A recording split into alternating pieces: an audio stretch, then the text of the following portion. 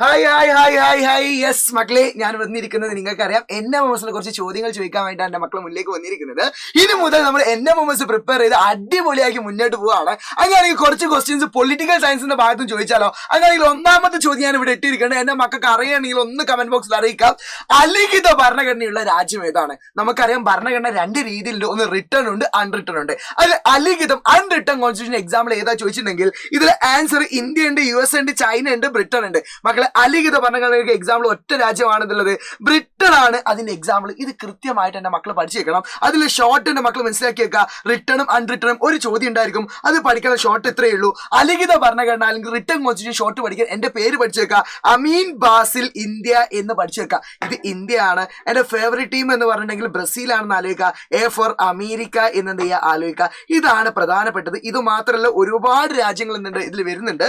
പക്ഷെ ഇത്രയെങ്കിലും എന്റെ മക്കൾ എന്ത് ചെയ്യുക അറിഞ്ഞു വെക്കാം. പക്ഷെ പഠിച്ചു വെക്കേണ്ടത് ഇത് ലിഖിത ഭരണഘടന വരുന്നതാണ്, ബട്ട് അലിഖിത ഭരണഘടനയാണ് കൃത്യമായിട്ട് പഠിച്ചു വെക്കേണ്ടത്. അലിഖിത ഭരണഘടന ഉള്ളത് രാജ്യങ്ങൾ ഏതൊക്കെ വെച്ചിട്ടുണ്ടെങ്കിൽ അതിന് ഷോർട്ടാണ് BNI എന്ന് പറയും. B for Britain, N for Britain കഴിഞ്ഞാൽ N for New Zealand, I for Israel ആണെന്ന് എന്റെ മക്കൾ മനസ്സിലാക്കിയേക്ക. കഴിഞ്ഞിട്ടുള്ള രണ്ട് രാജ്യങ്ങളുടെ ഉണ്ട്, അത് ഏതൊക്കെയാണ്? Canada and Saudi Arabia. ഒറ്റ കാര്യം മക്കളെ, ഇത്ര രാജ്യം നമ്മുടെ ലോകത്തുള്ളൂ. 196 രാജ്യമുണ്ട്. പക്ഷെ ഇവിടെ സാർ ആകെ 10-15 പറഞ്ഞിട്ടുള്ളൂ. ബട്ട് എന്റെ മക്കൾ മനസ്സിലാക്കിക്കുക, അലിഖിത ഭരണഘടന അല്ലാത്ത ബാക്കിയുള്ള എല്ലാ രാജ്യം ഏതേക്കും ലിഖിതേക്കും. ഇപ്പൊ ജസ്റ്റ് എക്സാമ്പിൾ പറഞ്ഞാൽ ജർമ്മനി ഇതിലെവിടെയെങ്കിലും പറഞ്ഞോ? അപ്പൊ അതേതാണ്? റിട്ടേൺ ആണ്.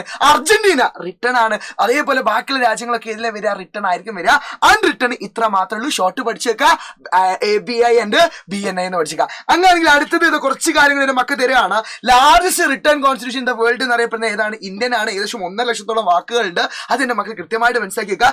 അപ്പോൾ ലാർജസ്റ്റ് പഠിക്കുമ്പോൾ ഷോർട്ടസ്റ്റ് പഠിച്ചേക്കണം. ഷോർട്ടസ്റ്റ് റിട്ടേൺ കോൺസ്റ്റിറ്റ്യൂഷൻ എന്ന് പറഞ്ഞാൽ ഏറ്റവും ചെറിയ ഭരണഘടന ആരുതാണ്? US ആണ്. അതേപോലെ തന്നെ ഏറ്റവും ഓൾഡസ്റ്റും ഏറ്റവും പഴക്കം ചെന്ന ഭരണഘടന ആരുതാണ്? US ആണ്. മനസ്സിലാക്കിയേക്കുക. മാത്രമല്ല ഇത് ഓതർ ഓഫ് ബുക്ക് ഉണ്ട്, റിപ്പബ്ലിക്. ആ ഗ്രന്ഥം രചിച്ച ആളെ പേരൊന്ന് ജസ്റ്റ് അറിഞ്ഞു വെക്കാൻ നല്ലതാണ്, പ്ലാറ്റോ. അങ്ങനെയാണ് ഞാനൊരു ചോദ്യം ഇവിടെ കൊടുത്തിരിക്കുന്നത്. എന്റെ മക്കൾക്ക് ഇതിന്റെ ആൻസർ അറിയോ നോക്കട്ടെ. അറിയുന്ന മക്കൾ എന്ത് ചെയ്യുക? കമന്റ് ബോക്സിൽ ആൻസർ അറിയിക്കുക. സോ മക്കൾ ഒരു കാര്യം പറഞ്ഞാൽ നിങ്ങൾക്ക് ഇതാ ഫ്രീ ആയിട്ട് നമ്മൾ NMS ബാച്ച് തുടങ്ങിയിട്ടുണ്ട്. എങ്ങനെയാണ് NMS ബാച്ച് ജോയിൻ ചെയ്യേണ്ട കാര്യങ്ങൾ മൊത്തം നമ്മുടെ ആപ്പിലുണ്ട്. How to join BrahMos batch എന്ന് അടിച്ചു നോക്കിയാൽ മതി. എന്റെ മക്കൾക്ക് ഇതേപോലെ എല്ലാ ദിവസവും 8:30 ലൈവില് കേരളത്തിലെ എല്ലാ കുട്ടികളുമായിട്ട് കിസ് കോമ്പറ്റീഷൻ നടക്കുന്നുണ്ട്. ഇതേപോലെ ഓരോ ക്വസ്റ്റ്യൻസും ഓരോ ട്രിക്സും പഠിക്കുന്നുണ്ട്.